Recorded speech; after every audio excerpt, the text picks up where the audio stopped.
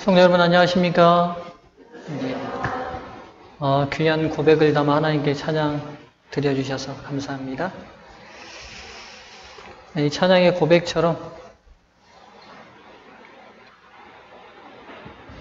우리 모두도 열매 맺는 아름다운 생애가 되기를 간절히 바랍니다.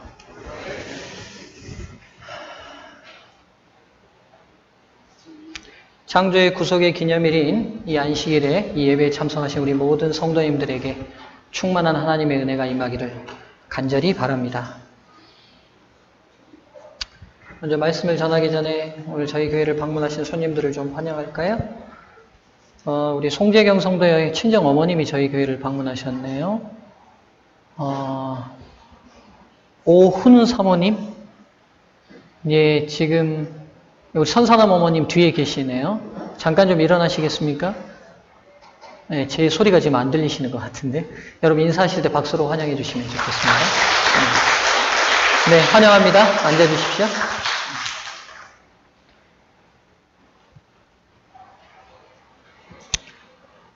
예.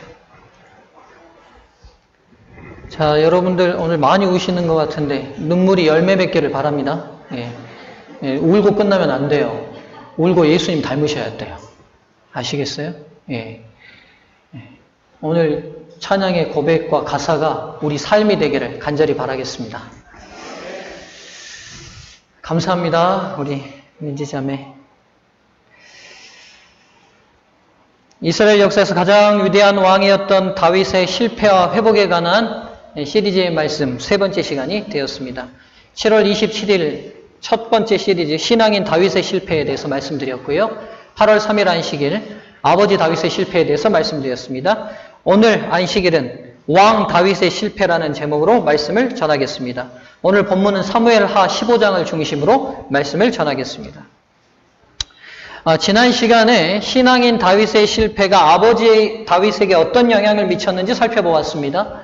이제 이게 한 가정의 문제로 끝나지 않는다는 사실을 오늘 말씀을 통해 알게 될 겁니다. 왜냐하면 다윗은 한 개인의 아버지로서 끝나지 않아요. 이스라엘 전체에 영향을 미치고 통치에 영향을 미치는 왕으로서의 사회적 지위가 있습니다.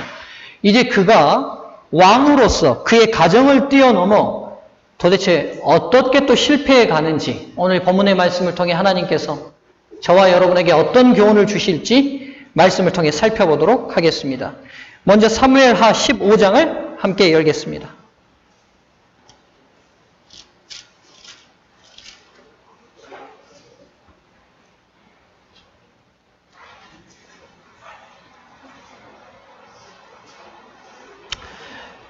다윗 왕은 왕으로서 행사해야 될 굉장히 중요한 두 가지 권한이 있어요. 그게 뭐냐면 사법적 권한입니다. 고대 이스라엘 왕은 사법적 권한을 행사할 수 있어요. 그 다음 두 번째는 행정적 권한을 행사합니다. 이 외에도 왕으로서 그가 전제적 권력을 가지고 있는 것은 뭐 틀림없습니다만 가장 중요한 건 이 두 가지의 성격이 나타나는데요. 이 다윗 왕이 왕으로서 이 두 가지의 권한 행사에 심각한 누수가 생기고 문제가 발생한다는 것을 오늘 본문을 통해 알 수 있게 됩니다. 먼저 첫 번째, 사법적 권한 행사에서 실패하고 있는 다윗 왕을 살펴보도록 하겠습니다. 15장 1절부터 제가 6절까지를 먼저 봉독하겠습니다. 사무엘하 15장 1절부터 6절까지 있는 말씀입니다. 이후에 압살롬이 자기를 위하여 병거와 말들을 준비하고 전배 50명을 세우니라. 압살롬이 일찍이 일어나 성문 길 곁에 서서 어떤 사람이든지 송사가 있어 왕에게 재판을 청하러 올 때에 그 사람을 불러서 이르되 너는 어느 성 사람이냐? 그 사람의 대답이 종은 이스라엘 아무 지파에 속하였나이다 하면 압살롬이 저에게 이르기를 내일이 옳고 바르다마는 내 송사 들을 사람을 왕께서 세우지 아니하셨다 하고 또 이르기를 내가 이 땅에서 재판관이 되고 누구든지 송사나 재판할 일이 있어 내게로 오는 자에게 내가 공의 베풀기를 원하노라 하고 사람이 가까이 와서 절하려 하면 압살롬이 손을 펴서 그 사람을 붙들고 입을 맞추니 무릇 이스라엘 무리 중에 왕께 재판을 청하러 오는 자들에게 압살롬의 행함이 이 같아서 이스라엘 사람의 마음을 도적하니라. 아멘.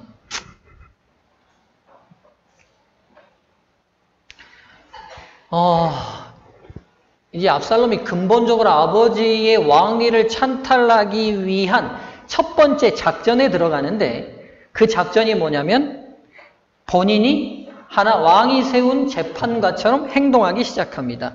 여기 1절에 보면요. 압살롬이 자기를 위하여 병거와 말들을 준비하고 전배 50명을 세웠다고 돼 있어요. 호위병을 말합니다. 여러분 이게 왜 이렇게 했을까요? 병거와 말들을 왜 준비하고 호위병 50명을 준비한 이유가 뭐냐는 거죠. 고대 세계에서는 왕이 행차할 때 뭘 탔을까요? 뭘 탔을까요? 말이 이끄는 마차겠지만요. 지금의 우리가 생각하는 마차보다는 전쟁에 나가는 병거와 더 비슷한 걸 탔고요. 50명을 세운 이유가 있어요. 고대 세계에서는 왕의 호위병이 50명이었어요. 그러니까 지금 압살롬이 의도적이라는 걸 알게 돼요. 아직 누가 살아계셔요? 아버지 다윗 왕이 왕으로서 생존하고 있으면서도 불구하고 지금 압살롬이 어떻게 하고 있어요? 왕이 타는 병거와 왕의 호위병들인 50명을 꾸며서 다니면서 이 땅의 왕이 누구인 것처럼 지금 백성들에게 가시적으로 보여주고 있어요. 이 땅의 왕이 이미 왕은 늙어서 퇴물이 되셨고 실질적으로 왕은 이제 누구다? 나다라는 걸 백성들에게 가시적으로 지금 보여주고 있죠. 그리고 2절에 보면 그가 일찍이 일어나서 성문 길 곁에 서 있다고 돼 있어요. 그리고 재판을 받으러 오는 백성들을 성문에서 만나고 있습니다. 고대 세계에서는 재판이 어디서 베풀어졌냐면 성문에서 베풀어졌어요. 왜냐하면 성문이 고대 세계에는 시장의 역할도 했고 광장의 역할도 했고 사람들이 만나서 토론하는 장소도 됐고 재판이 이루어지는 재판 장소도 됐어요. 그러니까 이 압살롬이 왕처럼 꾸미고 일찍 일어나서 성문 곁에 딱 서 있다가 백성들이 왕을 만나러 오면 왕궁까지 가기 전에 누구를 먼저 자기를 먼저 만나게 한 거죠. 그리고는 그 송사의 내용을 다 들어준 거예요.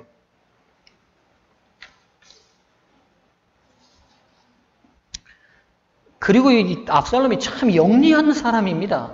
3절에 보면요. 그 얘기를 다 들어주고 난 다음에 뭐라고 얘기해요? 이 재판 분명히 법정으로 가면 누가 승리한다? 당신이 승리한다. 당신 말이 다 옳다. 이렇게 얘기해요. 여러분 이거 재판관이 재판 잘하는 거예요? 못하는 거예요? 잘하는 거예요? 못하는 거예요? 무조건 듣고 다 옳다. 이거 잘하는 겁니까? 못하는 겁니까?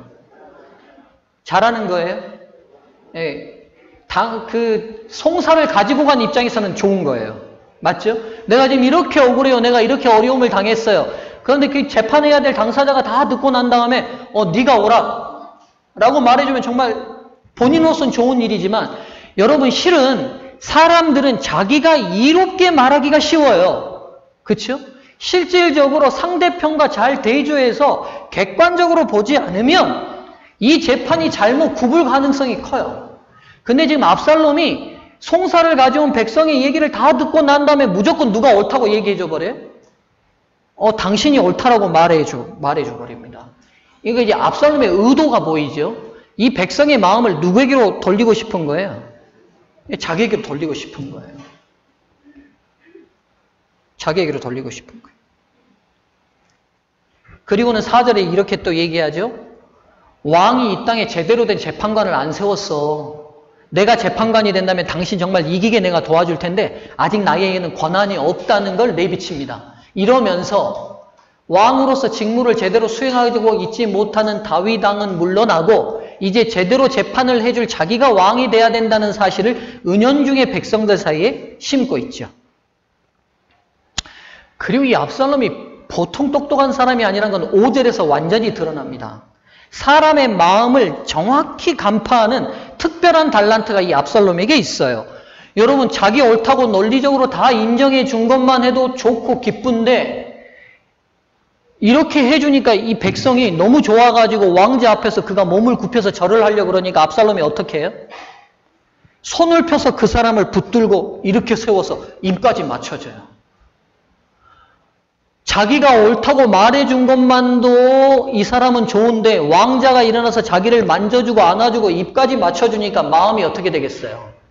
속된 말로 뿅 가버리죠. 이렇게 되면. 그러니까 지성적으로도 동의해주고 감성적으로도 터치를 해주니까 진짜 다윗 왕보다 훨씬 훌륭한 왕이 되겠다라는 생각들이 백성들 마음에 들어버리죠.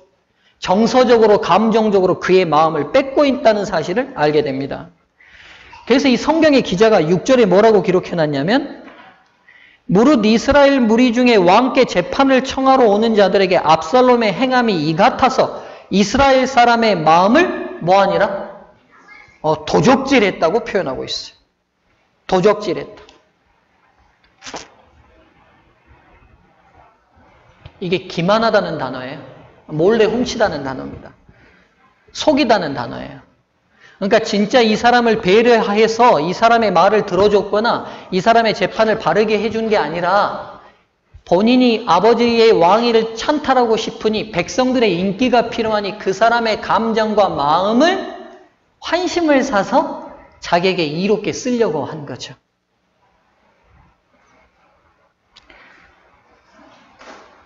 다윗 왕은 이때 뭐하고 있었냐는 거예요, 여러분. 왕으로서 자기의 아들이 이렇게 사법권을 문란하게 만들고 있는데도 왕으로서 다윗은 지금 뭐하고 있습니까? 그렇죠? 11절과 12절 보겠습니다. 15장 11절과 12절. 그때 압살롬에게 청함을 받은 200명이 이제 압살롬이 반역의 때가 백성들의 마음이 자기에게로 다 돌아왔다는 걸 알고 헤브론에 모여서 제사를 지낸다고 하고 왕의 고관들을 초청했어요. 그랬더니만 몇 명이 모였냐고 되어 있냐면 11절에 몇 명이요? 200명이 그 사기를 알지 못하고 아무 뜻 없이 예루살렘에서 저와 함께 갔으며 제사 드릴 때에 압살롬이 사람을 보내어 다윗의 모사 길로 사람 아히도멜을 그 성읍 길로에서 청하여 온지라. 반역하는 일이 커짐에 압살롬에게로 돌아오는 백성이 많아지니라. 그러니까 지금 이제 백성들의 마음이 정상적으로 자기에게로 돌아왔다는 생각이 든 정확한 타이밍에 헤브론으로 갑니다. 헤브론으로 간 이유가 있어요. 다윗 왕이 어디서 기름 부음을 받았냐면 헤브론에서 받았어요.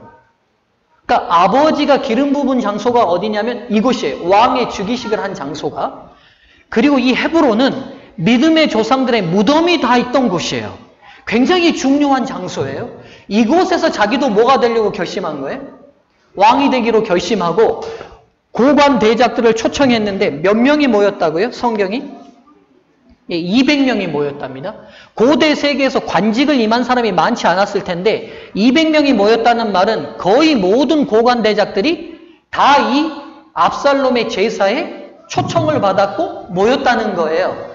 여러분 아무리 왕자지만 왕자가 개인적으로 사적으로 하는 제사에 국가 공무를 수행하는 많은 공무원들이 그 사적 제사에 다 왔다. 가서 얼굴 비쳤다. 이거 지금 뭐 하는 것 같아요? 여하튼 지금 무슨 분위기인지는 이해되시죠? 그렇죠? 왕자의 사적인 제사에 고관대작들이 공무를 다 제끼고 다 모였다는 것은 지금 굉장한 권력 누수가 시작됐다는 걸 알게 돼요. 지금 아직도 누가 왕인데요? 다윗 왕이 눈뜨고 살아있는데 다음 주자가 대권 주자가 있긴 하지만 그 대권 주자에게 잘 보이게 하여 고관대작 200명이 와서 줄 서버렸다는 것은 지금 왕으로서 행정적 기능을 다윗 왕이 잘 하고 있다, 못하고 있다? 못하고 있다는 증거들이 보여지는 거예요. 다윗 왕 지금 뭐 하고 있습니까? 그렇죠? 우리가 그토록 위대하다고 봤던 다윗 왕의 왕으로서의 행정적인, 사법적인 이 문란함을 왜 다윗 왕은 전혀 손쓰지 않고 방치하고 있냐는 겁니다. 여기서 다른 고관대작의 이름은 없습니다. 근데 한 사람 이름이 딱 나와요. 누구 이름이 나옵니까? 다윗의 모사 길롯 사람 아히도멜이라는 사람이 나와요. 200명 중에 기록은 이 사람 한 사람 돼 있어요. 그러면 이 사람에 대해서 자세히 살펴보라는 하나님의 의도신 것 아시겠죠? 성경에 200명 다른 사람 이름은 안 나온다고요. 근데 그 200명 중에 한 사람 이름만 나와요. 다윗의 모사. 그러니까 모사라는 말은 최측근으로서 모든 조언을 하는 사람인데 이 사람이 누구의 모사라는 거예요? 다윗 왕의 모사였는데 다윗 왕의 모사도 지금 누구에게 갖다 붙어버렸어요? 압살롬에게 갖다 붙어버린 걸 알게 됩니다. 근데 여러분 아히도멜은요 좀 더 깊이 들여다봐야 될 사람이에요. 아히도멜이 누구냐? 오늘 제가 해야 될 분량이 많으니까 다 일일이 찾지 않을게요. 아히도멜의 아들이 성경에 기록되어 있는데 엘리암이라는 사람이에요. 이 엘리암의 딸이 성경에 기록되어 있는데 누구냐? 밧세바입니다. 지금 하시는 분은 지난 설교하고 지금 연결이 되신 분이고 제가 가 안 되신 분은 지난 설교 다 잊어버리고 새로 오신 분들이에요. 지금 보니까. 네. 다시 설명할게요. 아히도멜의 아들이 엘리암이고 엘리암의 딸이 밧세바예요. 그러니까 지금 아히도멜이 왜 이 반역에 가담했는지를 성경이 우리에게 보여줘요. 여러분 성경 그래서 자세히 읽어야 돼요. 그리고 연관돼서 잘 찾아보셔야 돼요. 그래야 성경의 진가와 재미와 흥미가 도드라지게 나타납니다. 여러분 밧세바가 지금 어떤 사건이었는지 아시죠? 밧세바가 우리아의 아내였는데 다시 우리가 첫째 시간부터 복습해보면 다윗이 그 유부녀를 데려다가 자기 부인으로 강제로 취해버렸습니다. 그러니까 아히도멜이 다윗의 모사를 버리고 반역에 가담한 근본 이유가 손녀딸에게 저지른 다윗 왕의 악행에 대한 뭐가 품은 거예요? 원한 품은 거예요. 원한.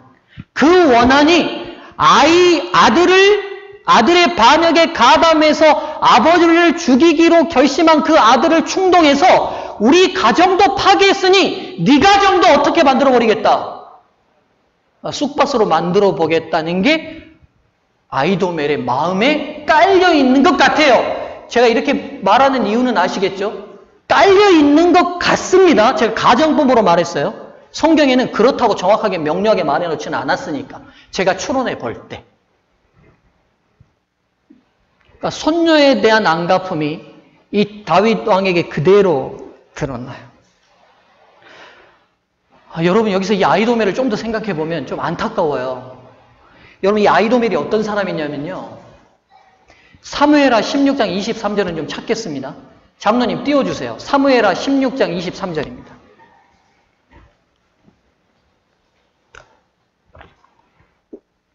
여러분 제가 설교하면서 고민을 많이 했어요. 더워서 집중이 잘 안 될 건데 이렇게 생각을 해야 되는 설교를 해야 될까 아니면 그냥 단순한 설교를 할까 고민하다가 여러분 성령의 능력을 믿고 제가 지금 오늘 설교를 그냥 합니다. 여러분 정신을 좀 차리시고 이게 따라오셔야 오늘 지금 이 본문이 하려고 하는 하나님의 의도가 뭔지가 드러나요. 자, 이 아히도멜이 어떤 사람인지 성경이 기록해놨어요. 보죠. 그때의 아히도멜의 베푸는 모략은, 그러니까 이 아히도멜이요 보통 사람이 아니에요. 그가 베푸는 계획이나 그가 채우는 정책은요, 그 뒷절 읽어보세요. 하나님께 물어받은 말씀과 일반이라. 그러니까 아히도멜이 정책을 내거나 아히도멜이 의견을 내면 백성들이 어떻게 인식했냐면 이 사람의 계획은 누가 낸 것과 똑같더라? 하나님이 낸 것과 똑같을 만큼 백성들에게 천재로 완벽한 존재로 지지받던 사람이에요. 엄청 지혜로웠던 사람인 거예요. 근데 이 지혜로웠던 사람이 개인적인 앙심으로 그 지혜를 쓰고 국가를 깊은 위기 가운데 빠지게 만들어버리죠. 이게 안타까운 거예요. 여러분 우리가 신앙을 하면서 하나님께 지혜를 구하고 우리 아이들이 똑똑해지기를 간절히 간구하는데 제가 여러 번 여러분에게 강조했었던 말씀인데 지혜 자체를 구하는 게 중요한 게 아니라 지혜가 하나님 손에 들려서 쓰이는 게 훨씬 중요해요. 이 아히도멜의 잘못된 지혜, 하나님이 말하는 것과 동일한 것 같은 그 지혜가 반역에 가담돼서 쓰임으로 인하여 동족상잔의 비극을 만들어내는데 지대한 영향을 미쳐버립니다. 근데 이 아히도멜의 이름의 뜻이 뭔지 아세요, 여러분? 참 이 성경은 참 놀라워요. 이 아히도멜의 이름의 뜻이 뭐냐면 어리석은 형제입니다. 가장 지혜로웠던 사람인데 부모가 그의 이름을 뭐라고 붙여놨어요? 어리석은 사람이라고 붙여놨어요. 제가 볼 때는요, 이것도 제 추론인데, 이 부모는 굉장히 신앙적이었던 것 같아요. 그리고 이 아이도멜이 분명히 지혜롭고 훌륭한 사람이 될 수 있지만, 그 지혜가 하나님 손에 들리지 않으면 어리석은 사람이 될 수 있다는 영적인 시각으로 이 아이의 미래를 내다보지 않았는가 생각해 봅니다. 저도 우리 은유, 정유, 승유가 서울대 가면 좋죠. 여러분 안 좋습니까? 우리 아이들이 공부 잘해서 서울대 가면, 하버드 대학 가면 좋겠지요. 근데 여러분, 재림 성도는 여기서 한 차원 더 높은 생각을 하셔야 될 것 같아요.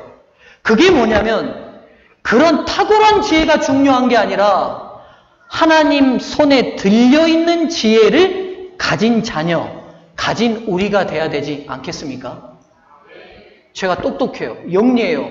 여러분, 그런데 제가 여러분들을 이간질시키고 여러분들을 힘들게 하고 여러분들을 쪼개고 이용하고 여러분 마음을 뺏는 목회를 한다고 생각해 보세요. 그럼 제 지혜가 무슨 도움이에요? 무슨 도움이냐고요. 여러분들이 회사에서 누구보다 탁월해요. 누구보다 역량이 있어요. 누구보다 영어 잘해요. 그런데 여러분 그 지혜가 그 조직을 깨트리고 파괴하고 누군가를 힘들게 하고 억압하는 지혜라면 그 지혜가 무슨 지혜가 돼요? 아이도멜 어리석은 사람밖에 더 되겠습니까? 사랑하는 우리 서정함께 젊은 자모들이시여, 어린 자녀를 키우시는 모든 부모 세대들이시여, 기억하십시오. 우리가 지금 아이도멜을 키우고 있지 않는지, 아이도멜을 키우고 있지 않는지. 그래서 잠언 9장 10절의 말씀을 오늘 다시 기억하고 넘어가면 좋겠습니다. 장로님, 잠언 9장 10절 띄워주세요. 함께 읽겠습니다. 시작. 여호와를 경외하는 것이 지혜의 근본이요 거룩하신 자를 아는 것이 명철입니다. 아멘. 네. 여러분, 근데 다윗 왕이 본래 이렇게 무능한 왕이었을까요? 무능한 왕이었습니까? 아닙니다. 그가 얼마나 유능한 존재였는지 저희는 잘 알고 있습니다. 시간이 없으니까 다 찾지 않을게요. 사무엘하 15장, 사무엘하 8장 15절을 보면요, 다윗이 얼마나 정치 잘했는지 기록되어 있어요. 사무엘상 18장 14절, 사무엘하 5장 10절, 사무엘하 8장 6절과 14절 보면요, 하나님이 그와 함께 하심으로 그가 승승장구했던 기록들이 다 기록되어 있어요. 그가 가는 곳마다 백성들의 앞에 공과 의를 행함으로 백성들의 친송이 자자했던 지도자였어요. 그런데 여러분, 사람이 이렇게 변할 수 있습니까? 하루아침에 이렇게 달라질 수 있습니까? 도대체 다윗 왕이 이렇게 달라진 이유가 뭡니까? 왕으로서, 지도자로서 그렇게 탁월했던 사람이 왜 이렇게 무능력한 사람, 무기력한 사람, 이렇게 실패한 지도자의 모습을 우리 앞에 서 있습니까? 화인여사께서는 이 부분에 대해서 우리에게 귀한 교훈을 주십니다. 부조화 선지자 729쪽입니다. 다윗 왕이 왜 이렇게 무능력한 실패된 왕의 모습으로 서 있는지 제가 읽겠습니다.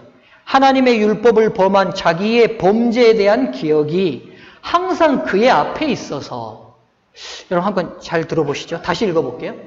하나님의 율법을 범한 자기 범죄에 대한 기억이 항상 그 앞에 있어서 다윗은 도덕적으로 마비된 것처럼 보였다. 범죄하기 전에 용기 있고 단호한 사람이었으나 이제 그는 연약하고 우유부단하였다. 백성들에 대한 그의 감화력은 약화되었다. 다윗이 탁월한 지도력이 그가 퇴색됐던 근본 이유로 화인 여사가 이렇게 얘기하셨는데요. 굉장히 깊은 통찰력이 있으세요. 왜 이렇게 됐는가? 그가 과거에 했던 범죄가 그의 기억에서 떠나지 않았다는 거예요. 그 기억이 뭐예요? 그 범죄가 뭐예요? 밧세바와의 사건이 그의 머릿속에서 계속 남아있었대요. 항상 그의 앞에 있었대요. 그러면서 다윗이 도덕적으로 마비된 것처럼 보였다는 거예요. 즉 잘못된 일이 있어도 반응하지 않고 좋은 일이 있어도 반응하지 않고 어떤 일에 있어서도 마비된 것처럼 보였는데 그 근본 이유가 우리 눈에는 보이지 않았지만 그의 머릿속에 항상 범죄에 대한 그 기억 때문에 마비된 것처럼 있었다는 거예요. 여러분 혹시 그럴 때 없어요? 여러분도 뭔가 실수하시고 나면 그 실수를 반복하는 누군가를 볼 때 권면하기가 굉장히 멋쩍을 때 있지 않습니까? 없으세요? 저는 그런 적이 있어요. 자주 그러고 지금도 그래요. 아주 쉽게 예를 들게요. 제가 핸드폰을 좀 들여다보면 우리 딸아이가 핸드폰을 많이 들여다보고 있으면 안 들여다볼 때는 은희야 이제 그만해라 이렇게 말이 나와요. 근데 내가 들여다보고 있을 때는 그 말 하기가 잘 안 돼요. 그리고 무슨 생각이 불떡 떠오르냐면 나도 쓸데없는 거 지금 보고 있는데 내가 우리 딸한테 그 말 하면 우리 딸이 들을까? 이런 생각이 딱 앞서요. 여러분 그런 생각 없으세요? 여러분 성경 안 보면서 뭐 애한테는 그래도 하나님 말씀대로 우리가 들어야 돼. 이 말 나옵니까? 잘 안 되지 않나요? 내가 어떤 일에 누군가를 속였어요. 근데 애들이 정직하지 못할 때 정직하라는 말이 쉽게 나오던가요? 여러분 지금 다윗이 여기에 걸린 거예요. 근데 여러분 단순한 죄가 아니라 너무 큰 죄였기 때문에 그의 머릿속에서 이 죄의 기억이 안 지워지는 거예요. 그래서 자기가 왕으로서 바른 리더십을 행사해야 될 그 순간순간마다 계속 뭐가 떠오른 거냐면 자기의 저지른 죄에 붙들려가지고 마비된 것처럼 보였다고 성경이 예언의 신이 기록하고 있어요.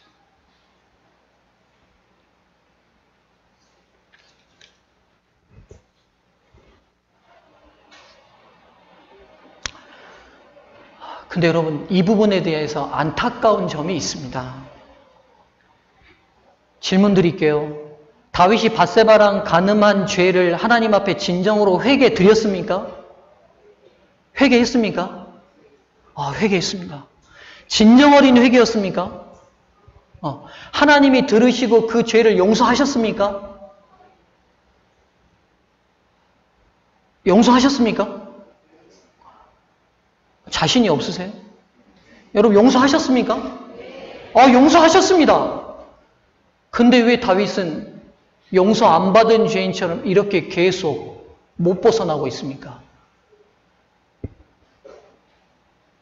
오늘 여러분 우리가 주목해야 될 제 마지막 강조의 포인트는 이 부분입니다. 우리가 실수하고 넘어지고 범죄하고 죄 짓습니다.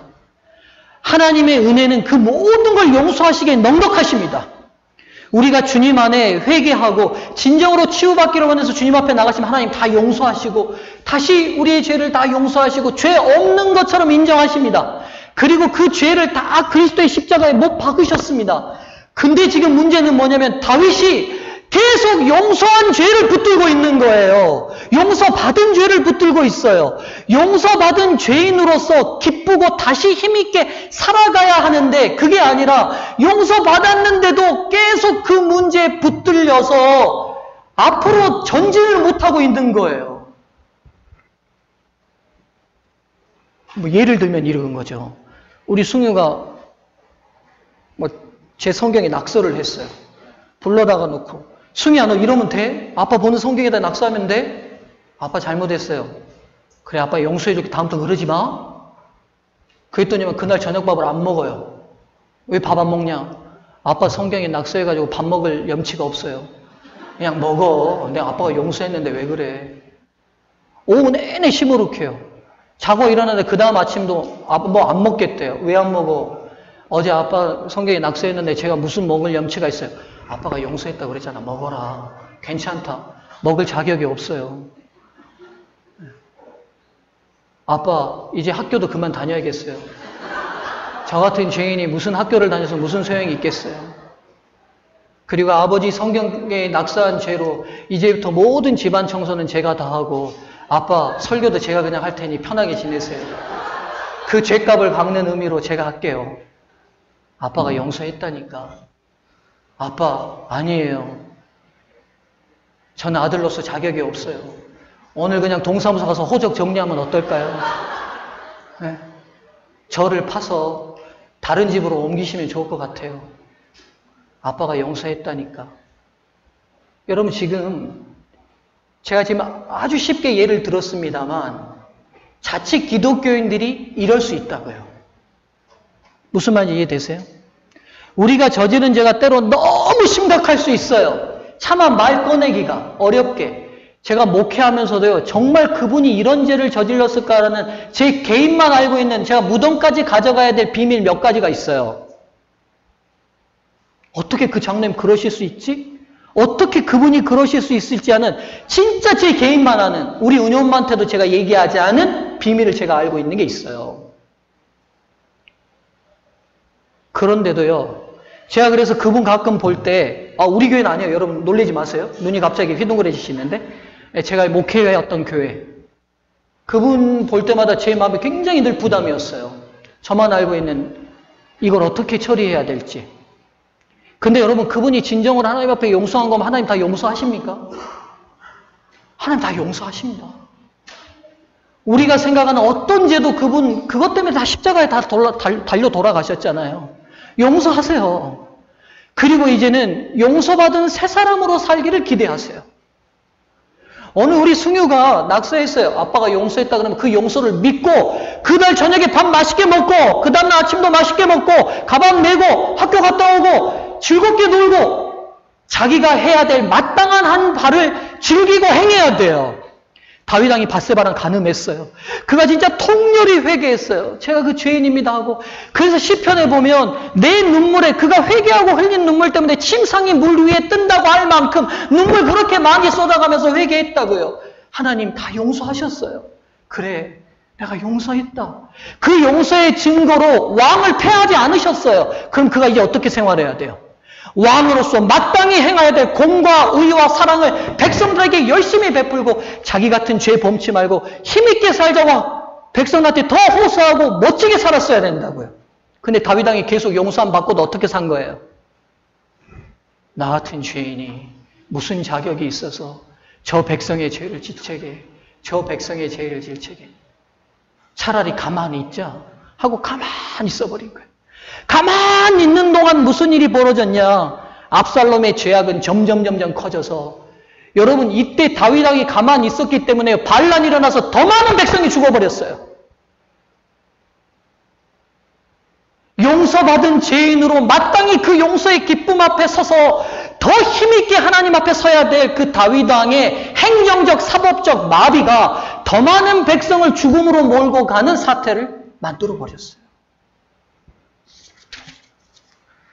사랑하는 성도님들이시여, 우리 종종 실수합니다. 종종 넘어집니다. 그런데 기억하십시오. 우리가 쓰러진 그 지점, 우리가 실수한 그 지점 바라보지 마시고 우리를 능히 용서하신 예수님이 언제나 우리의 눈의 초점에 집중이 되어 있기를 간절히 바랍니다. 남들은 저를 그렇게 못 볼 수 있어요. 제가 실수한 그 지점, 그거 기억하고 그 판단으로 우리를 볼 수 있어요. 그러나 주님은 그렇지 않으시다는 거예요.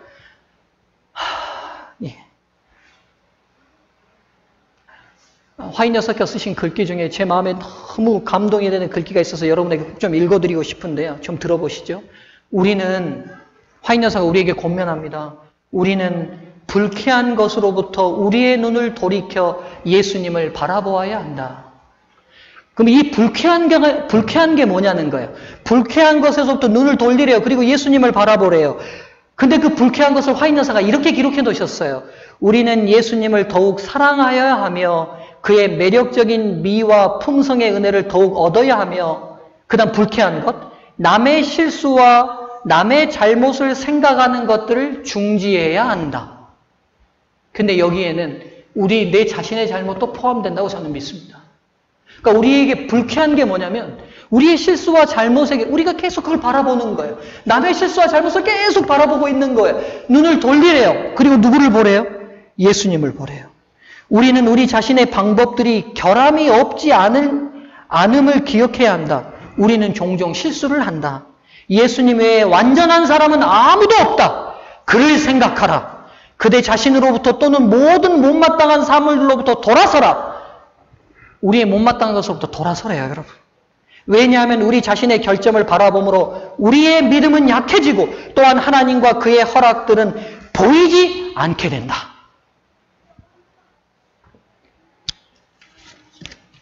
사랑하는 성도님들이시여, 설교를 정리하고 마칠게요. 밧세바와 지었던 그 범죄가 아버지 다윗에게도 영향을 미치고 왕 다윗에게도 영향을 미쳐서 국가의 반역까지, 반란까지, 국가 자체가 전복될 위험까지 오게 되는 그 초점이 어디 있었냐면 시작은 그 개인의 죄로부터 시작됐어요. 여기서 우리가 첫 번째 얻어야 될 중요한 교훈. 우리가 하루하루 늘 성령과 동행하며 범죄하지 않는 생애를 살도록 조심하는 것 필요합니다. 그러나 두 번째 또 기억해야 될 것. 우리 종종 실수합니다. 점점 넘어집니다. 점점 잘못해요. 그러나 우리가 주님 앞에 나아가면 주님 능히 용서하시고 세임 주십니다. 여러분 그럼 그때는 어때야 되냐면 우리가 쓰러진 그 지점, 우리가 잘못한 그 지점, 우리의 결점 바라보지 말고 그 모든 걸 능히 용서하신 예수 그리스도를 바라보고 이 지점부터 다시 힘있게 우리의 나아갈 길을 전진해서 나아가야 합니다. 말씀을 마치겠습니다.